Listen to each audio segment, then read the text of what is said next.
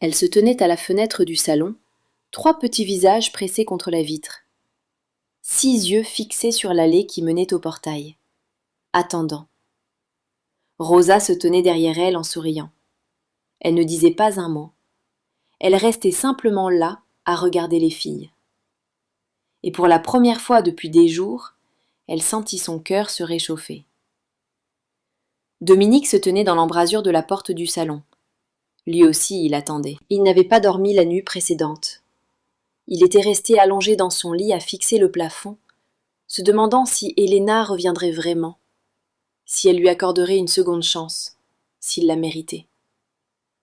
8 heures du matin, un taxi s'arrêta au portail. Le portail de fer s'ouvrit lentement. Une silhouette entra. « Elle est là !» cria Mia. Ce fut la première chose que l'enfant dit depuis le départ d'Helena. Lucia et Valentina ne parlèrent pas, mais leurs yeux s'illuminèrent comme si quelqu'un venait d'allumer la lumière. Helena remonta l'allée de pierre jusqu'à la porte d'entrée. Elle portait une simple robe blanche.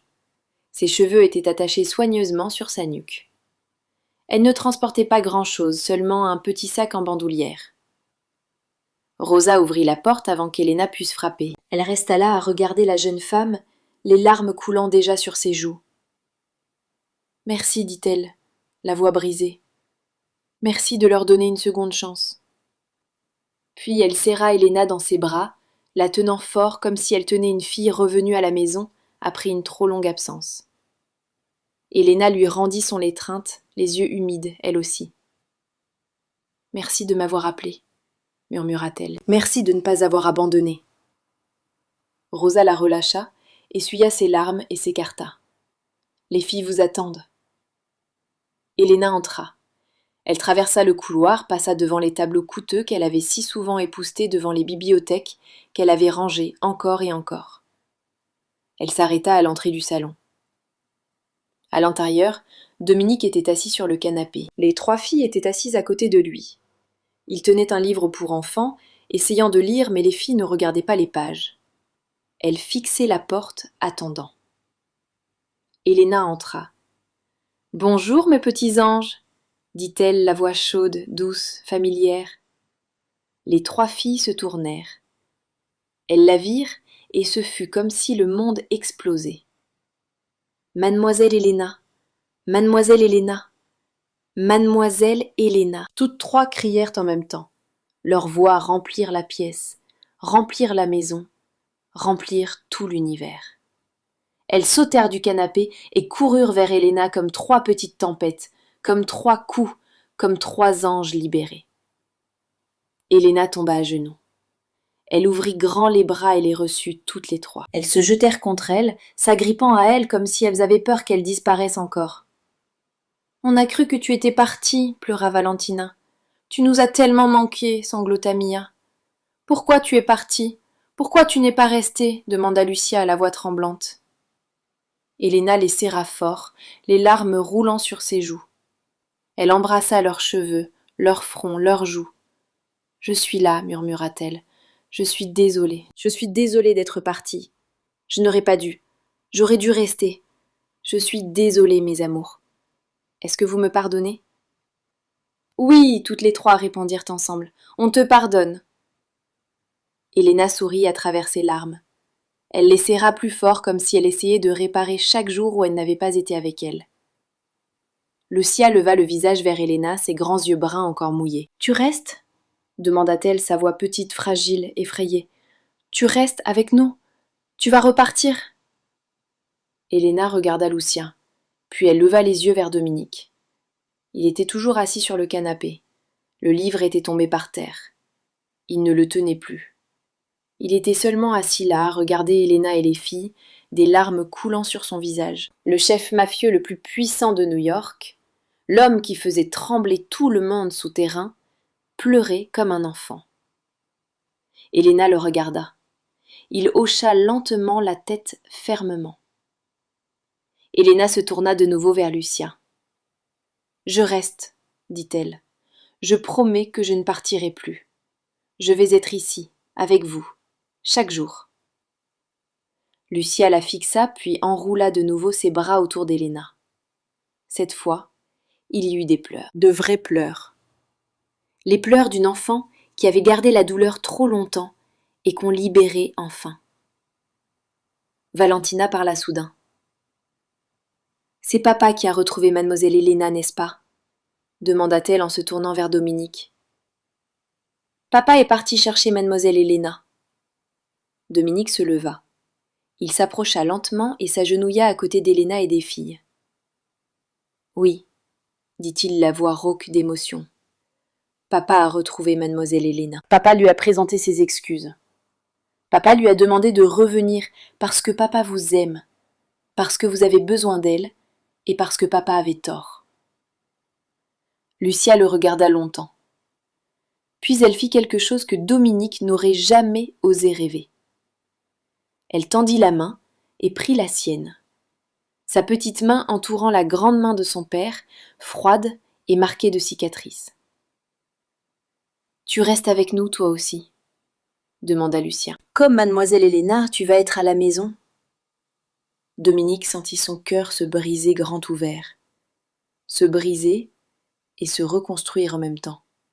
« Je reste, » dit-il, la voix étranglée. « Je le promets, je vais être à la maison avec vous chaque jour. » Valentina tendit la main et prit l'autre main de Dominique. Puis Mia grimpa sur ses genoux et l'enlaça autour du cou. Dominique Russo, chef mafieux, un homme qui avait détruit plus de vies qu'il ne pouvait en compter. Un homme qui avait bâti un empire sur la douleur et les larmes. Un homme qui faisait trembler le monde souterrain, était à genoux sur le sol, pleurant comme il n'avait jamais pleuré. Ses 3 petites filles s'accrochaient à lui. Helena était assise à côté d'eux, des larmes sur le visage. Rosa se tenait dans l'embrasure de la porte, pleurant sans un bruit. Et pour la première fois en 14 mois, le manoir n'était plus silencieux. Il était rempli de larmes, de rires, de voix, du son de l'amour qui revenait à la vie. 6 mois passèrent. 6 mois depuis le jour où Helena était revenue. 6 mois depuis le jour où Dominique s'était agenouillé sur le sol et avait pleuré avec ses enfants. Tout avait changé. Dominique Russo était toujours un chef mafieux. Il contrôlait toujours les ports, les casinos clandestins et la moitié des opérations de protection à Manhattan. Son empire était toujours là, mais ce n'était plus lui qui le dirigeait directement. Il confia la plupart des opérations à Marco. Marco s'envolait pour Chicago. Marco rencontrait les Gambino. Marco gérait les problèmes à Atlantic City. Dominique supervisait à distance. 4 jours par semaine, il travaillait depuis la maison, assis dans son bureau, seulement quelques heures le matin. Le reste du temps, il le donnait à ses filles. Il connaissait les noms de leurs professeurs. Mademoiselle Thompson enseignait à Lucia. Mademoiselle Martinez enseignait à Valentina et Mia. Il connaissait les noms de leurs amis. Sophie, Emma et Olivia étaient le groupe proche de Lucia à l'école. Il connaissait les chansons qu'elles aimaient. Mia adorait toujours les chansons Disney. Valentina aimait la musique pop. Lucia avait commencé à écouter Taylor Swift. Il était là au petit déjeuner. Plus d'œufs brûlés ni de pain grillé carbonisé. Rosa lui avait appris les bases de la cuisine. Ses pancakes étaient désormais mangeables. Il était là au dîner, assis en bout de table, écoutant les filles lui raconter leur journée à l'école. Qui avait fait quoi ? Qui avait dit quoi ? Qui avait joué avec qui ? Il était là pour les histoires du soir, assis au bord de leur lit pour lire. Sa voix n'était pas aussi belle que celle d'Helena, mais les filles s'en fichaient. Elles avaient seulement besoin qu'il soit là. Helena n'était plus seulement la gouvernante, elle devint une partie de la famille. Les filles l'appelaient tante Helena. Elle dînait avec eux, pas dans la cuisine comme le personnel, mais à la table avec la famille. Elle partait en pique-nique avec eux le week-end. Central Park, les Hamptons, la plage privée de la famille Russo à Long Island. Elle lisait aux filles avant de dormir en alternance avec Dominique. Un soir lui, un soir elle. Et elle enseigna à Dominique quelque chose d'important. Comment écouter ? N'essayez pas de tout réparer, monsieur Russo. Elle lui dit une nuit après que les filles s'étaient endormies. Parfois les filles ont seulement besoin que quelqu'un les écoute. Pas de solution, pas de conseil, seulement quelqu'un assis là pour les entendre. Dominique avait l'habitude de résoudre les problèmes. C'était son travail. Quelqu'un créait des ennuis, il s'en occupait. Quelqu'un se mettait en travers de son chemin. Il l'écartait. Mais avec ses filles, cette méthode ne fonctionnait pas. Il ne pouvait pas effacer leur tristesse. Il ne pouvait pas leur acheter la paix. Il pouvait seulement être là, écouter et aimer. 4 mois après le retour d'Elena, Dominique tint sa promesse. Miguel Vasquez fut libéré. Dominique engagea les meilleurs avocats de New York. Pas le genre de commis d'office qui font semblant d'agir, mais des avocats de premier rang capables de faire annuler n'importe quelle affaire. Ils fouillèrent le dossier. Ils trouvèrent des incohérences. Les preuves avaient été déposées de manière trop parfaite. Le témoin avait un casier et des liens avec un gang rival. Les empreintes de Miguel n'étaient ni sur l'arme, ni sur les substances illicites retrouvées. Ils déposèrent un appel. Ils présentèrent de nouvelles preuves. Ils mirent la pression sur le système. 4 mois plus tard, Miguel Vasquez sortit de Sing Sing libre. Elena attendait devant le portail de la prison. Elle était là depuis tôt le matin, même si l'audience de libération était prévue à 14 heures. Elle ne pouvait pas rester assise. Elle ne pouvait pas attendre chez elle. Il fallait qu'elle soit ici. Ses mains tremblaient, son cœur battait si fort qu'elle l'entendait dans ses oreilles. 3 ans. 3 ans qu'elle attendait ce jour. 3 ans qu'elle travaillait comme une folle. 3 ans qu'elle priait chaque nuit. Et maintenant cela arrivait. Le lourd portail de fer commença à s'ouvrir. Elena retint son souffle. Une silhouette apparut. Miguel, son frère, 22 ans, plus mince que dans son souvenir, plus pâle, mais ses yeux étaient toujours lumineux. Les yeux du garçon de 19 ans, qui rêvait de devenir ingénieur, étaient toujours là. « Grande sœur » appela Miguel, la voix brisée. Elena n'attendit pas une seconde de plus. Elle courut vers lui. Elle enroula ses bras autour de son frère, le tenant comme si elle avait peur qu'il disparaisse. Le tenant comme si 3 ans de séparation s'étaient comprimés en un seul instant. « Tu es rentré » sanglota-t-elle. « Tu es rentré. Tu es rentré. » Miguel la serra en retour. Lui aussi pleurait. Ils restèrent là tous les deux devant les portes de la prison, se tenant l'un à l'autre et pleurant, sans se soucier de qui les regardait, sans se soucier de quoi que ce soit d'autre. Dominique se tenait près de la voiture noire garée non loin. Il ne s'approcha pas. Il ne s'immisça pas dans ce moment. Il resta simplement là, en silence, à regarder Elena et son frère. Après un long moment, Miguel releva la tête. Il vit Dominique. Il vit la voiture coûteuse. Il vit le costume parfait. Il comprit immédiatement que ce n'était pas un homme ordinaire. « C'est vous qui ?» demanda Miguel en regardant Dominique. « Je suis l'homme qui doit énormément à votre sœur. » Dominique dit « Elle a sauvé ma famille. Vous aider est la moindre des choses. » Miguel regarda Dominique puis Elena. Il ne comprenait pas complètement ce qui se passait, mais il comprenait une chose. Cet homme l'avait aidé à sortir des ténèbres. « Merci, dit Miguel. Qui que vous soyez, merci. » Dominique hocha la tête. « Ne me remerciez pas. Vivez une bonne vie. C'est comme ça que vous me remercierez. » Ils montèrent dans la voiture. Dominique conduisit. Elena et Miguel s'assirent à l'arrière. Le frère et la sœur se tinrent la main tout le trajet du retour. Ils ne parlèrent pas beaucoup. Ils se tenaient seulement l'un à l'autre et ressentaient la présence de l'autre. Dans les semaines qui suivirent, quelque chose changea entre Dominique et Elena. Personne ne le dit à voix haute, mais tout le monde le vit. Rosa le vit, Marco le vit, même les filles le virent. Des regards qui s'attardaient un peu trop longtemps. Quand Elena traversait le salon, les yeux de Dominique la suivaient. Quand Dominique parlait, Elena écoutait comme si chaque mot comptait. Des conversations tard le soir sur le porche après que les filles s'étaient endormies. Ils restaient là à boire du thé, parlant de tout et de rien. de la vie, des rêves, de la peur des blessures qui n'avaient pas guéri. Ils ne parlaient pas d'amour, ils ne parlaient pas de l'avenir, ils parlaient seulement. Mais dans les silences entre leurs mots, quelque chose grandissait, quelque chose de chaud, quelque chose que personne n'osait encore nommer. Un samedi après-midi, le soleil descendait bas. Le ciel à l'ouest était lavé d'orange et de rose, comme si quelqu'un avait renversé de l'aquarelle sur une toile géante. Dominique partit chercher ses filles. Il vérifia le salon, la salle de jeu, leur chambre. Personne. Puis il entendit des rires venir de l'arrière-cour. Il sortit sur le porche et les vit.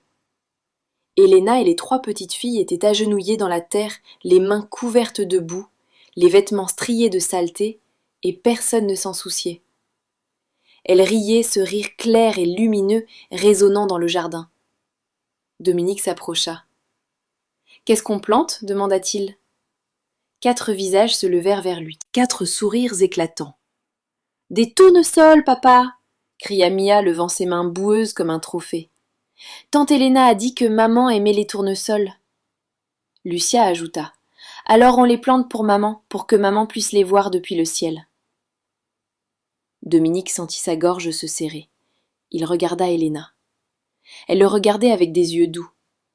Elle hocha légèrement la tête, comme pour lui dire que tout allait bien. Il s'agenouilla auprès de ses filles.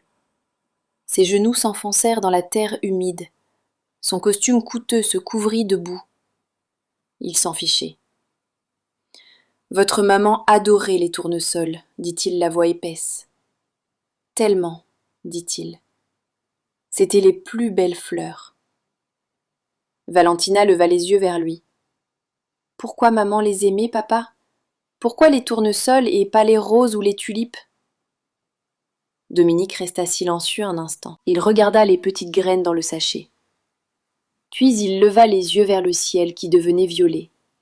« Votre maman a dit un jour quelque chose à papa, commença-t-il. Elle a dit « Les tournesols se tournent toujours vers la lumière. Peu importe à quel point il fait sombre, peu importe à quel point les nuages sont noirs, peu importe à quel point la tempête est violente, les tournesols font toujours face au soleil. Ils n'abandonnent pas, ils ne se détournent pas. Ils continuent à chercher la lumière. » Elle a dit « C'est comme ça que nous devrions vivre. Peu importe à quel point la vie paraît sombre, tourne-toi toujours vers la lumière. » Lucia regarda son père. « Comme nous, dit-elle doucement. Nous sommes comme des tournesols, n'est-ce pas, papa? Nous avons été dans le noir longtemps, mais ensuite, nous avons trouvé la lumière. » Dominique attira sa fille dans ses bras. « C'est vrai, mon cœur, murmura-t-il, exactement comme vous. Vous avez trouvé la lumière. Et papa aussi. » Ils restèrent là tous les 5 dans le jardin, s'enfonçant dans le coucher du soleil. Leurs mains continuaient de travailler, creusant, déposant les graines, arrosant, travaillant ensemble, comme une famille. Puis Mia cria « Papa, regarde !» Elle pointa le ciel du doigt. Tout le monde leva les yeux. Un papillon violet flottait au-dessus d'eux. Il se posa sur le sachet de graines de tournesol, ses ailes violettes, miroitant dans la dernière lumière du jour. Il resta là quelques secondes, comme s'il les observait, comme s'il vérifiait qu'ils allaient bien. Les filles se turent, fixant le papillon avec émerveillement. Mia murmura sa voix petite comme un souffle. « C'est maman, n'est-ce pas? Maman est venue nous voir, pas vrai? » Helena tendit la main et caressa doucement les cheveux de l'enfant. « Oui, mon cœur, » dit-elle doucement. « Maman veille sur vous toujours, là dans le vent, dans le soleil, dans les ailes des papillons. Maman ne vous quitte jamais. » Le papillon violet s'envola.